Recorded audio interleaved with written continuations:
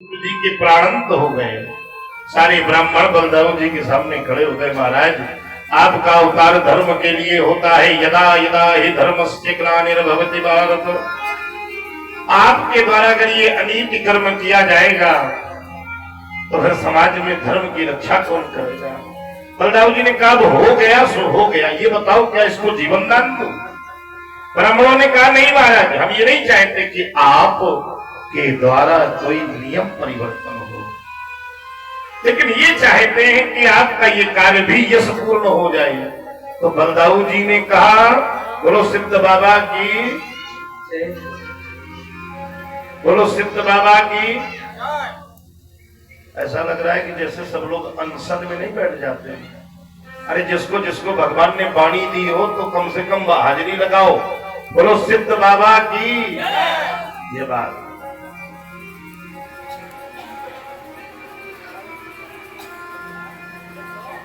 बलदाऊ जी ने कहा कि चलो ठीक है, किसी भी पिता की आत्मा ही उसके पुत्र के रूप में आती है, तो मैं ये वरदान देता हूं कि इनके जो सूत जी के पुत्र रोमहर्षण जी हैं, ये बड़े होकर के व्यास जी के परमपुरी शिष्य बनेंगे और पुराणों का अधिकार केवल सूत जी के पास होगा। कोई दूसरा महात्मा पुराण कहने का अधिकार कभी प्राप्त नहीं कर पाएगा। इसलिए 18 पुराणों के वक्ता का अधिकार केवल सूत जी के पास है। तभी आप कोई भी पुराण देखिए, उस पुराण का प्रारंभ सूत सौनक उवाच से ही होता है। जिनके घरों में पुराण है उठा के देखना। सूत, अच्छा, सत्यनारायण भगवान की कथा सुनते हो, स्कंद पुराण के रेवाखंड का, उसमें भी सूत उवाच एकदा नैमिषारण्ये। तो कुल मिला के जितने भी पुराण हैं, इनके पढ़ने का अधिकार केवल सूत जी को है। और इन सूत जी का नाम है रोमहर्षण। क्या नाम है? रोमहर्षण। ये नाम रोमहर्षण क्यों पड़ा मां?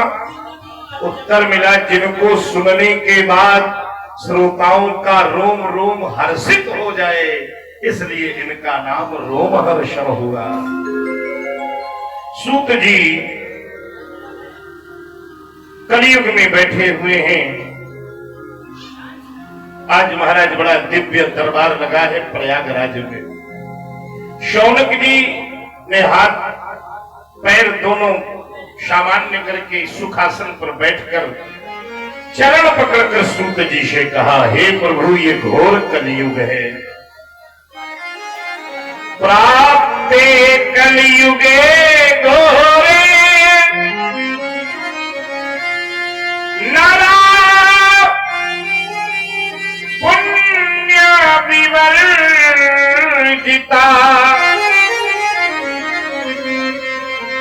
घोर कलयुग में लोगों का पुण्य समाप्त हो गया। कलयुग आने पर लोग पुण्यहीन हो जाते हैं, इसको ध्यान रखना। सतयुग में, त्रेता में और द्वापर में पुण्य विवर्जिता नहीं है, पुण्य संगर्जिता है, पुण्य एकत्रित करते हैं।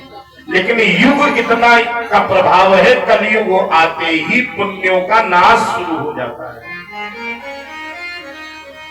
गोस्वामी जी ने लिखा है, झूठ ही लेना, झूठ ही लेना, झूठ ही लेना, झूठ ही लेना।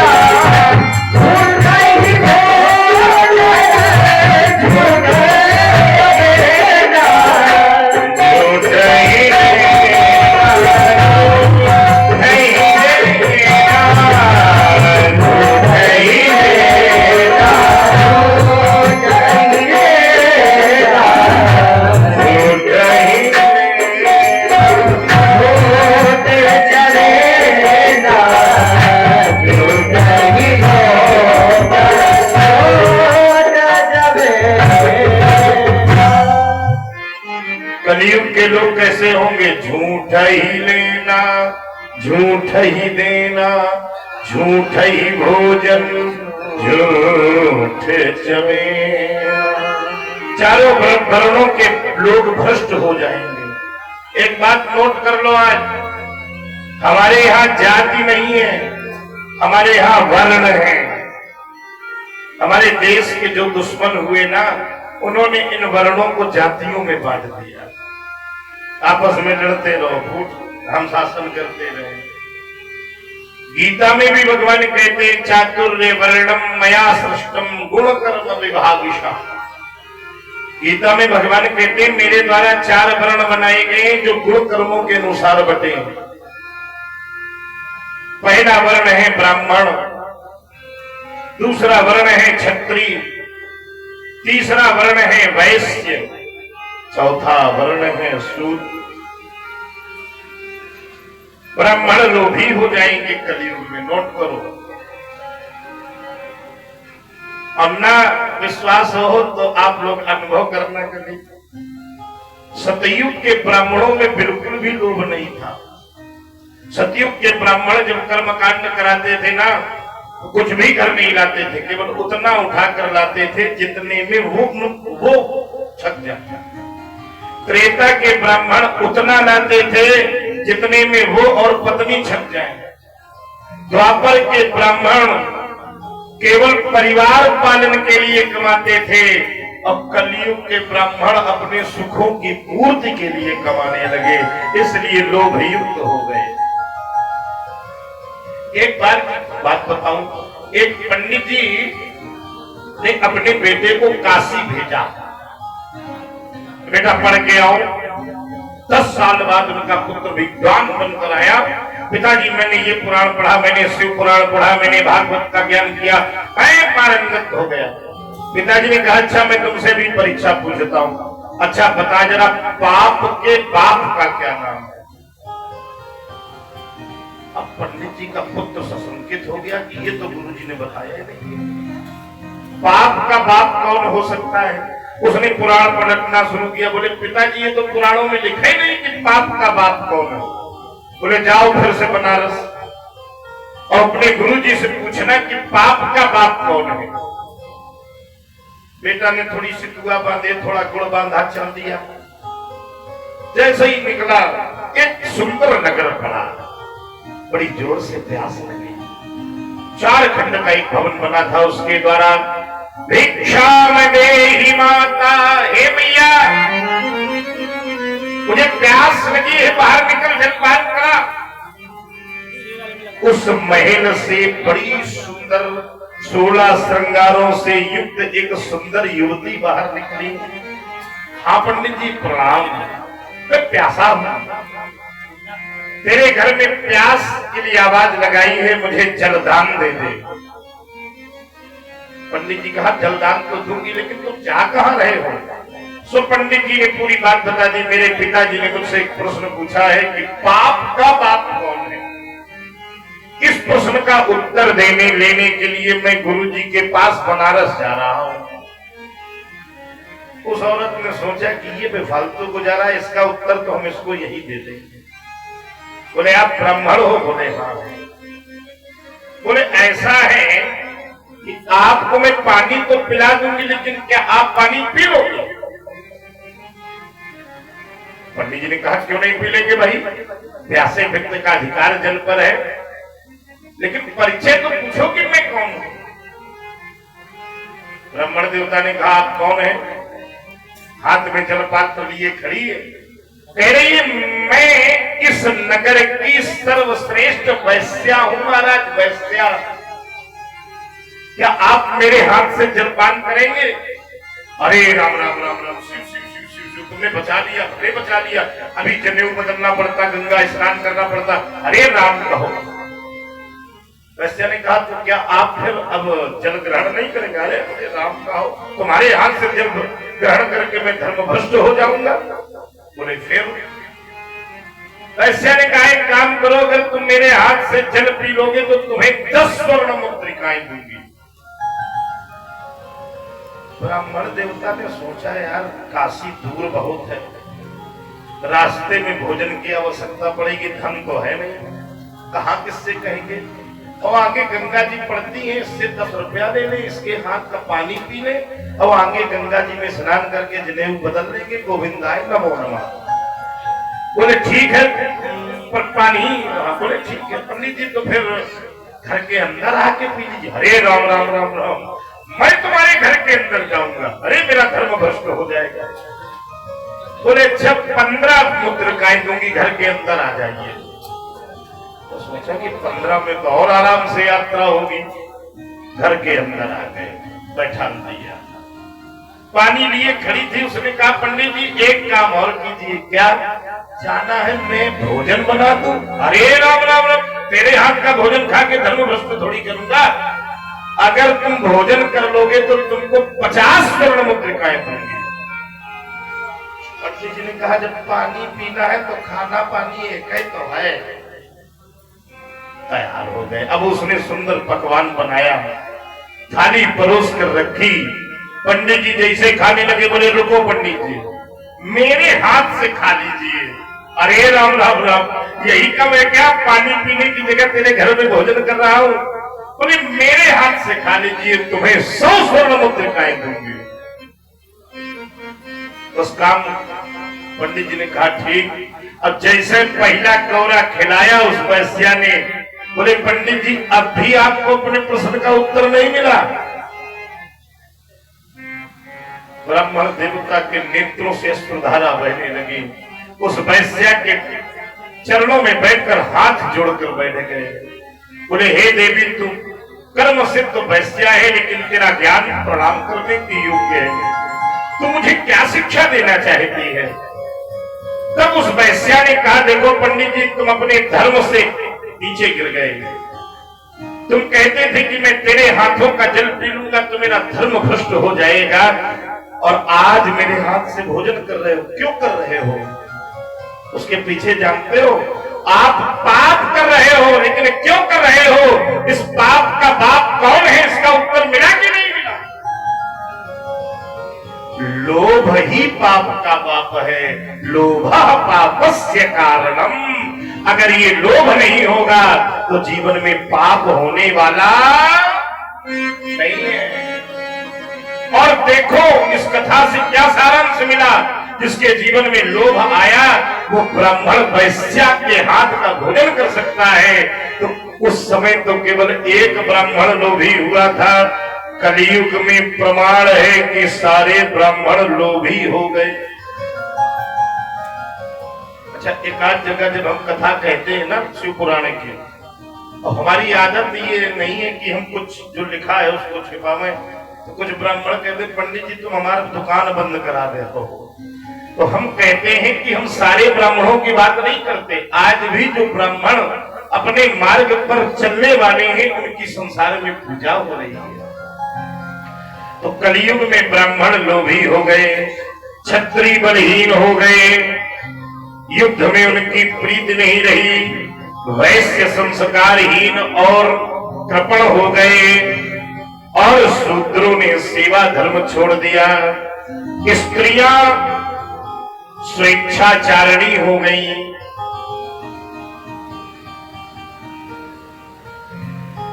बिल्कुल ठीक कह रहा हूं, क्योंकि मानस जी में प्रमाण है बहुधाम सवार धाम यति बहुधाम सवार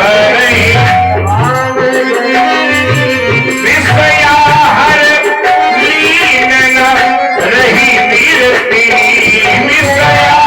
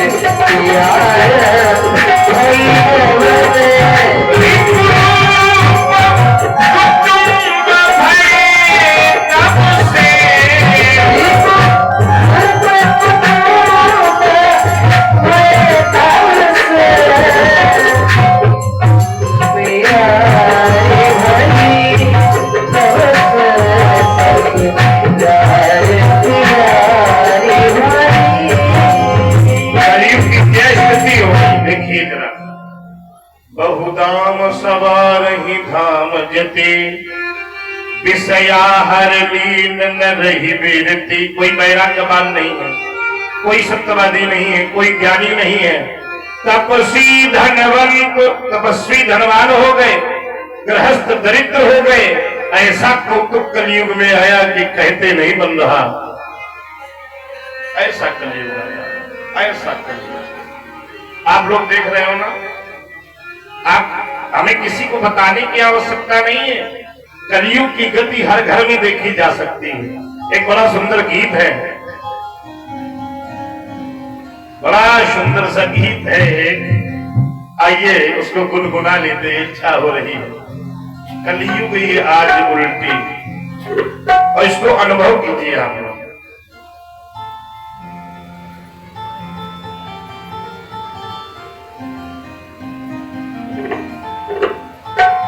प्रेम से बोलिए सिद्धेश्वर महादेव के। अरे कलयुग ये आज उल्टी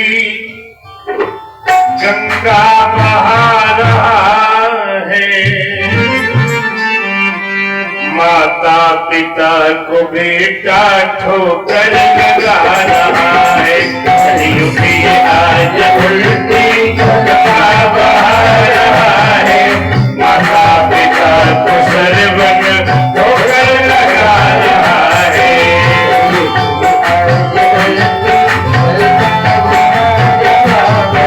माता पिता को सर्वन ठोके दिखा रहा है।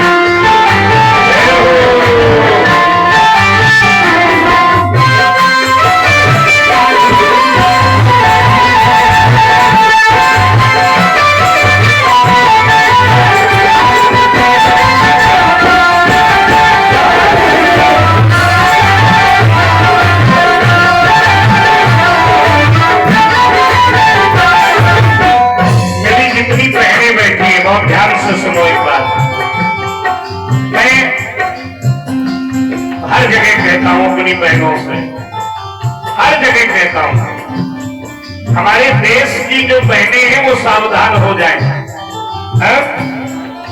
क्योंकि तब एक रावण ने छल किया था माता सीता से और माता सीता उस छल में फंस गई थी। अब तो हर गली में लोग बैठे हैं छल करने के लिए और हमारे देश की बेटियां उस छल में फंस जाती हैं और बाद में वही दुराचारी उनको 35 टुकड़ों में काट के फ्रिज में बंद कर देते हैं। इसलिए अपनी बहनों से कहना है, आप लोगों से एक दक्षिणा भी मांगनी है। जितनी बहनें बैठी हैं, जितनी बेटियां बैठी हैं, सौगंध है आपको भगवान शंकर की। क्या कह दो हर एक बहन से अब सावधान रहना, कह दो हर एक बहन से अब सावधान रहना, कह दो हर एक बहन से अब सावधान रहना, कह दो हर एक बहन से अब सावधान रहना।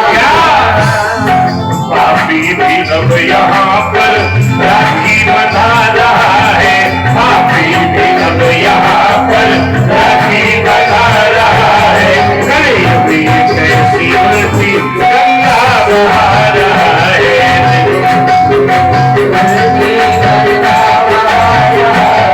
माता पिता को सरवन होकर लगा रहा है, गरीबी कैसी उल्टी गंगा बहा रहा है। माता पिता को पैसा आने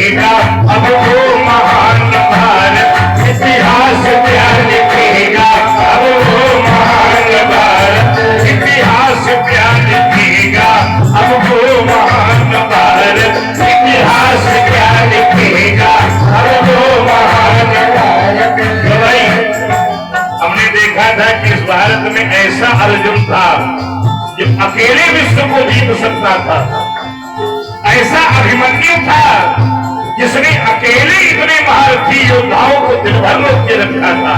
अब मैं सोचता हूं इतिहास क्या लिखेगा वो महान भारत, इतिहास क्या लिखेगा वो महान भारत। अब हर गली में अर्जुन रिक्शा चला रहा है, अब हर गली में अर्जुन रिक्शा चला रहा है। माता पिता को सरवन आंखें दिखा रहा है, गरीबी आज फिरती गंगा बहा रहा है। माता पिता को सरवन आंखें लगा रहा है।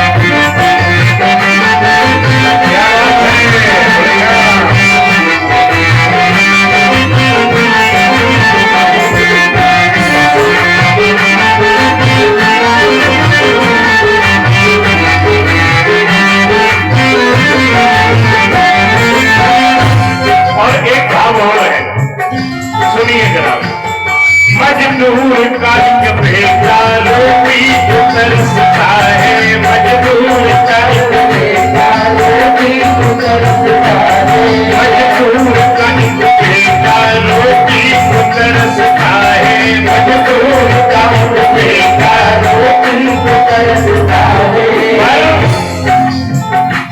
महाराज हमने देखा है कलयुग की व्यवस्था, लोगों को रोटी खाने को नहीं मिलती, लेकिन हमारे देश में कुत्ते भी इम्पोर्टेंट बिस्कुट खाते हैं, एसी में सोते हैं। फॉर्च्यूनर गाड़ी में आगे वाली सीट पर बैठते हैं। मजदूर का अब बेटा रोटी को तरस खाए, मजदूर का अब बेटा रोटी को तरस खाए।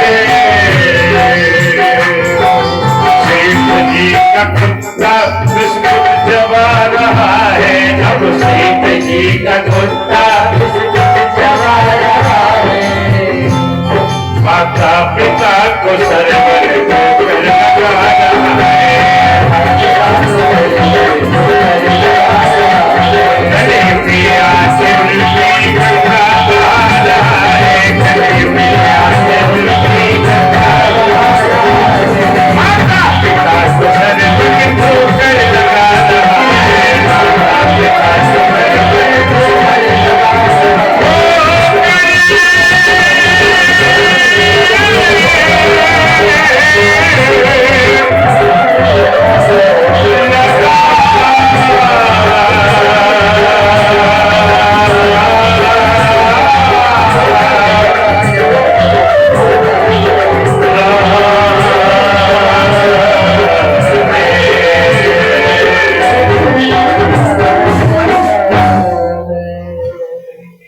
कलयुग ये आज उल्टी गंगा बहा रहा है। अच्छा, कितने लोगों को लगता है कि मैं सत्य कह रहा हूं? कलयुग का प्रभाव तो है ना? आप जितने पुराने लोग बैठे हैं वो लोग जरा ध्यान से सुनो। अपना बचपन याद करो, कितना प्रेम था, पड़ोसियों में कितना प्रेम था, माता पिता के प्रति कितना सम्मान था। आज का समय देखो, सब बदल गया हमारा। कलयुग से त्रसित जीव का कल्याण कैसे हो? बहुत सुंदर प्रश्न किया स्वामी जी ने। कलयुग में जब जीव दुखी होंगे तो इन दुखित जीवों का कल्याण किस विधा से हो? शुद्ध जी कहते हैं, साधु पुष्ट साधवो वैस्त्रयी। हे सोनक जी, आपने बड़ा सुंदर प्रश्न किया है, जिसमें कलयुग से असंतृप्त मानवों का कल्याण होगा।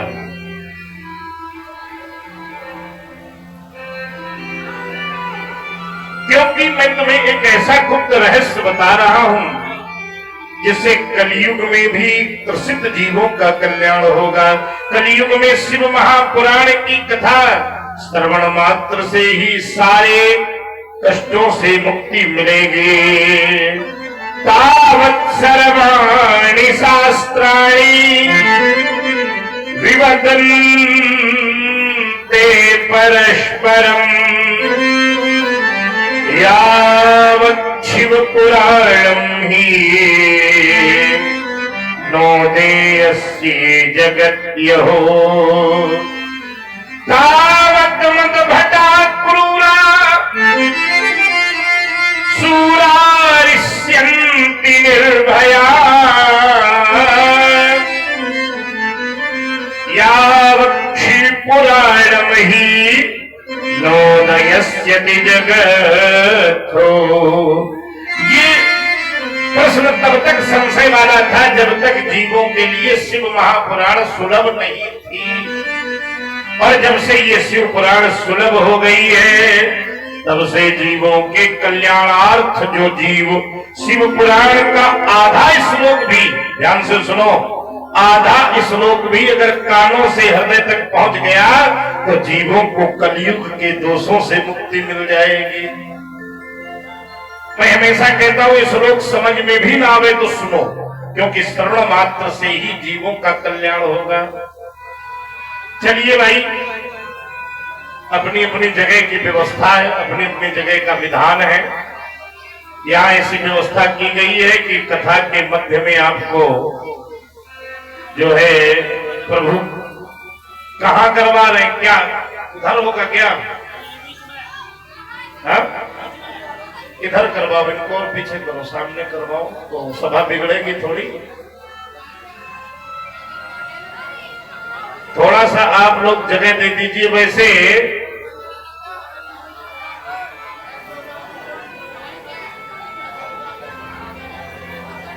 ये कल से योगेंद्र जी पहले से व्यवस्था रखी है ना। अभी भैंसाएं हैं, सिद्ध बाबा का स्थान है, जो प्रभु की आज्ञा हो सब सुलभ है। चलिए